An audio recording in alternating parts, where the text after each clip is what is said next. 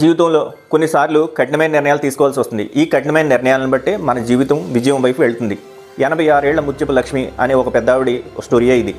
ఆవిడ చిన్నప్పటి నుంచి ఆటల్లో జిల్లా స్థాయి నుంచి రాష్ట్ర స్థాయి నుంచి అనేక పోటీల్లో పాల్గొని విజయం సాధించి చివరకు నేషనల్ స్థాయి వరకు వెళ్ళారు. అక్కడ ఆవిడ త్రోబాల్ అలాగే షార్ట్ పుట్ జావెలిన్ లాంటి పోటీల్లో పాల్గొనడానికి రెడీ అయ్యారు. ఇంతలోనే ఇంటి నుంచి ఫోన్ కాల్ వచ్చింది. మీ రెండో కుమారుడు హాస్పిటల్లో ఉన్నాడు గుండెపోటు వల్ల అని. ఆవిడకి ఏం చేయాలో తెలియలేదు. మనసంతా కుమారుడిపైనే ఉంది. ఇక్కడి నుంచి వెళ్ళిపోవాలని ఉంది. కానీ పార్టిసిపేట్ చేయాలి, మనం విజయం సాధించాలి.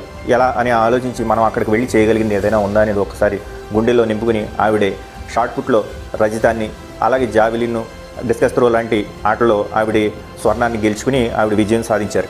ఇక్కడ మనం నేర్చుకోవాల్సింది ఒకటే, కఠినమైన నిర్ణయాలు తీసుకోవడం మనోబలం వల్లే అవుతుంది. అది మనం ఎలా సాధించాలి, మనం ఇతరుల నుంచి ఎలా నేర్చుకోవాలనేది ఈ ముత్యపు లక్ష్మి అనే ఒక పెద్దావిడ స్టోరీయే మనకు ఇన్స్పిరేషన్. దీనిపై మీ అప్డేట్స్, మీ కామెంట్స్ చేయండి.